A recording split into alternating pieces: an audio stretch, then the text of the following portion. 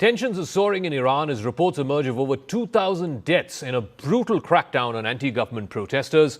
The United States is upping the ante. President Donald Trump has urged demonstrators to keep going, saying that help is on the way. Negotiations between the US and Iran have also broken down as tensions soar over possible military strikes. Communication lines between the Iranian Foreign Minister Abbas Araghchi and the US Special Envoy Steve Witkoff have been suspended, something that President Trump had hinted when he spoke to reporters yesterday. Iran's defense minister has also warned of a powerful response to any American aggression.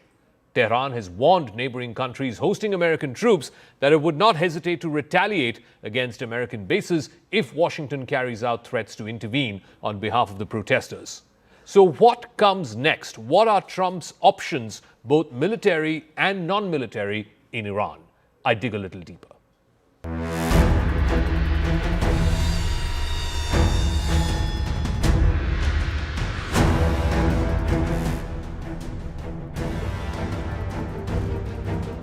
US President Donald Trump has issued fresh warnings to Tehran and a cryptic message to the Iranian people. He has said, "Keep protesting, capture your institutions, help is on its way."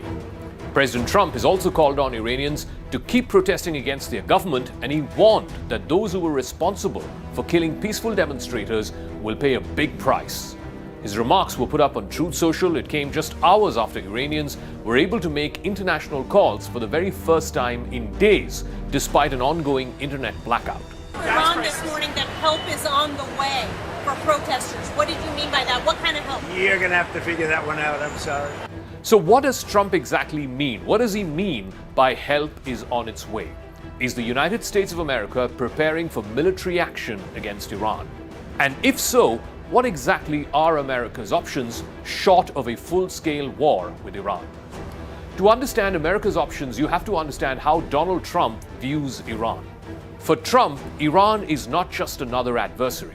It's a regional disruptor, a nuclear threshold state, and it is the center of a proxy network that stretches all the way from Lebanon to Yemen. Iran is the godfather of the Houthis, Hamas, and Hezbollah. But Trump's approach is also shaped by one core belief: apply maximum pressure with minimum entanglement. He wants leverage, he wants unpredictability, but above all, Trump wants to avoid, at all costs, another long-drawn Middle East war. There seem to be some people killed that aren't supposed to be killed. These are violent, if you call them leaders, I don't know if they're leaders or just they rule through violence. But we're looking at it very seriously. The military is looking at it, and we're looking at some very strong options. The most immediate military option, of course, is limited air and missile strikes. These would not be construed as a direct invasion. They would involve precision strikes using stealth bombers, cruise missiles, and standoff weapons. They could be launched either from air, sea, or even allied bases in the Middle East. Targets could include Iran's nuclear enrichment facilities, its missile launch sites, air defense systems, and the command centers of the Iran Revolutionary Guard Corps, or the notorious IRGC. The goal here is not regime change. It is to cripple capabilities, restore deterrence, and then stop. This is the kind of short, sharp strike that Trump has historically favored. Most recently, in June of 2025, both America and Israel jointly destroyed Iran's top uranium enrichment facilities in a short, snappy 12-day war. That is exactly what Trump would prefer this time too. Another option is the targeted killings of senior Iranian leadership. This could include top commanders of the Islamic Revolutionary Guard Corps, the intelligence officials, or figures who are tied directly to Iran's nuclear or missile programs. Trump has used this option before, most famously in 2020, with the killing of the then commander of the Al-Quds force, Qasem Soleimani. Soleimani was Iran's top general at that time, and it was an operation that Trump had green-lighted. America and Israel once again famously depicted their targeted assassination strategy when Israel took out Hamas leader Ismail Haniyeh bang in the heart of Tehran, even as he was there to attend the inauguration of the new Iranian president. This is a very powerful but risky option. Could the US simply end up getting rid of the clerical regime in Tehran and creating a new situation whereby some kind of domestic IGRC strongman takes over. So I think there are a lot of things that the administration has to weigh here. And of course, the president has repeatedly established a red line. He said he would act if Iran shot against the protesters. So the bias here from his point of view, I think, would be to take some kind of action. Then there is the maritime domain. The United States can increase naval patrols, escort oil tankers, seize Iranian vessels, or even conduct a massive show of force near the Strait of Hormuz, just like what Trump did with Venezuela and Nicolas Maduro. Trump built a whole armada of US naval vessels and destroyers off the coast of Venezuela for weeks. Ultimately, the pressure buildup was so intense, it paved the way for the Special Forces operation, which eventually deposed Maduro from power. Trump could do something similar off the coast of Hormuz, but he would risk inviting the wrath of the Houthis, who have been very active on the Red Sea shipping lanes. It would also send international oil prices soaring, something that Trump is loath to see. But some of America's most powerful tools do not involve bombs or missiles at all. Cyber attacks can disrupt power grids, banking systems, missile command centers, and nuclear centrifuge controls. These attacks are very hard to trace, they are deniable, they are deeply disruptive. Trump is also said to be favoring some of these non-kinetic responses. And then there is economic warfare. Sanctions, shipping restrictions, insurance bans, financial isolation, all of these remain Trump's favorite levers to apply pressure on Tehran. He's already squeezed another 25% additional tariffs on all countries that are doing business with Iran. It's expected to affect, among others, China, India, Turkey, and some Middle Eastern countries. All of this is meant to put pressure and squeeze the Ayatollah regime out of power. From cyber attacks to airstrikes, from sanctions to covert pressure, the United States has a wide menu of options. The real question is not whether America has options, it is how far Donald Trump is willing to press those options. So what are the military and non-military options before President Trump, even as he says help is on its way to the Iranian people? I want to go across to a special guest who's joining us. Lieutenant General retired Ben Hodges is former U.S. Army commander of the U.S. Army in Europe. Thank you very much, General Hodges. So when President Trump says that help is on its way, help us decipher what he means. Is it military options he's talking about? And what are these military options at all if he so wishes to intervene in the ongoing situation in Iran? Well, of course, everybody is tired and sick of seeing innocent Iranian people murdered by their own government in all the different protests over the years. So I think everybody is hoping that the president and other countries can find ways to prevent that from happening. That could be military force, it could be more economic sanctions, or there could be some non-kinetic type things that the president could use. I don't know that military strikes will automatically stop the regime from killing innocent people. In fact, it could even have the opposite effect. So how this is done remains to be seen. I imagine that the president has received briefings on the various options, whether it was land-based or sea-based weapons or bombers that came from the U.S. as they did last time. I imagine also they're working with allies in the region, and some U.S. allies in the region, of course, do not like Qatar. I think they have indicated they don't want to be part of this because they don't want the retaliation that they anticipate would come from Iran. The role of Israel will also be is being considered, I imagine, and in this case, it might not be helpful. Certainly not in an overt way. But I'll close by saying that the president, by saying help is on the way, he now owns this. He has accepted a responsibility for doing this, and he will have to follow through in some meaningful way. Can you walk us through what are these military and non-military options before the president? And can you also speak to us about perhaps an insight or a window into his mind right now, given what's happened in Venezuela, just a few weeks ago. Is the president and his team emboldened or feeling emboldened that they can do something, if not similar, but at least force the hand of the regime in Iran? Well, certainly over the last 2 or 3 months, the president has unleashed American military power in the previous strikes against Iran's nuclear sites.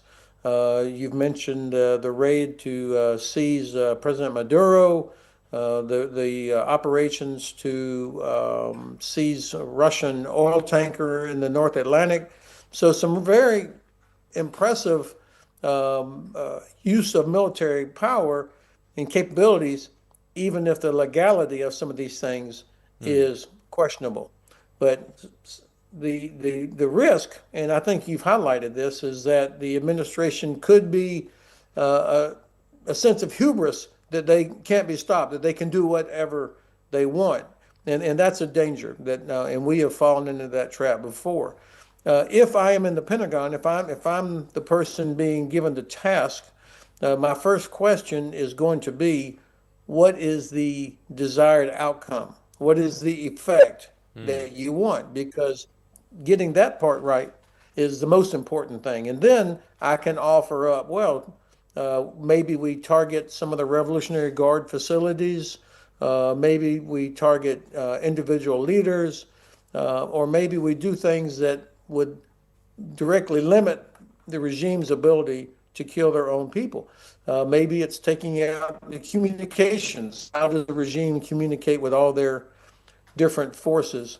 But then, of course, there are non-kinetic things that could be used to shut down communications across using, when I say non-kinetic, of course, I mean not missiles, but cyber or jamming or things like that.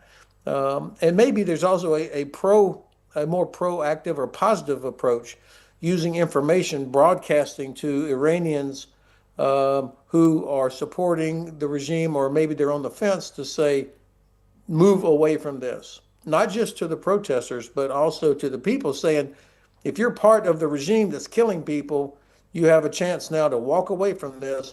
Otherwise, you will pay the price. So a variety of options. So one final word, again, I know it's an apples and oranges comparison, but just given what's happened in Venezuela, where essentially I think, as daring as that operation was to capture a sitting president and bring him back to America, make him face justice, there's also a feeling now that basically, a deal was cut with the number 2 person, in this case, Delcy Rodriguez, who was then the vice president, now the interim president. So the system has not changed, just the people at the top have changed.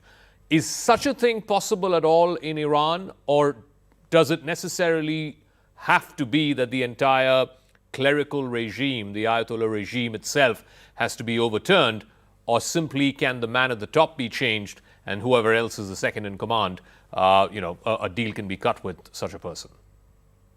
Yeah, that is a terrific question. I think that the leadership structure in Iran is not purely, from the top to the bottom. You've got the military, the Revolutionary Guard, Quds Force. These guys have a lot of authority, as well as the Ayatollah. And so I don't know that if you swap out the Ayatollah for some less evil guy, that solves anything. The Iranian people have suffered for so long, despite sitting on top of one of the largest oil and gas reserves in the world. The people have suffered a long time because of sanctions placed on Iran. But it's, as usual, it's the people that suffer, not the wealthy, rich elites at the top. So it's hard to imagine an outcome where most of them are allowed to remain in place, because they would just continue doing what they're doing. But the challenge, and this is where we have not done a good job over the decades, is making sure who comes next. Mm-hmm. I mean, there are debates about, is it the son of the Shah? Is he the right guy? Some people are in favor of that, but I think a lot of Iranians are like, wait a minute, that guy has been living in the States, yeah. For decades. We don't know who he is. He doesn't know us. And we made that terrible mistake with Charlie in Iraq. So thinking through who comes after whatever happens is also important. I do believe exactly what the German Bundeskanzler says, that the regime seems to be on its last legs. Okay, Lieutenant General Ben Hodges, thank you very much for joining us with your thoughts and perspective into this ever-evolving and dynamic situation there in Iran. Thank you. Thank you for the privilege. And finally, 26-year-old Irfan Sultani is believed to be the first anti-regime protester in the latest Iranian uprising to reportedly be given the death sentence. This has been confirmed by multiple human rights organizations.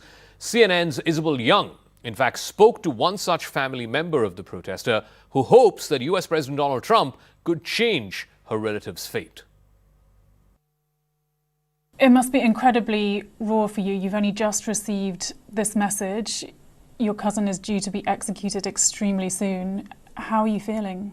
من واقعا انقدر در شوک بودم، انقدر گریه کردم که الانم شما این وضعیت منو که دارید، من در شوک کاملم.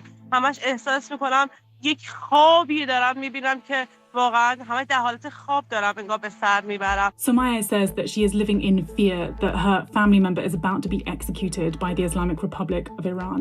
Irfan Sultani is 26 years old and he's believed to be the first anti-regime protester in this latest uprising to be given the death sentence, according to human rights organizations. What is it that he's been protesting for? What does he want to see happen in Iran? ایشون همیشه به عنوان یک پسری بوده که به عنوان اینکه همیشه می‌خواسته که برای حداقل‌های زندگی حداقل آزاد باشن مردم ایران، برای آزادی ایران همیشه می‌جنگیده و امروز ما شاهد این هستیم که زیر چوبه دار هست این بچه. The protests that Irfan took part in were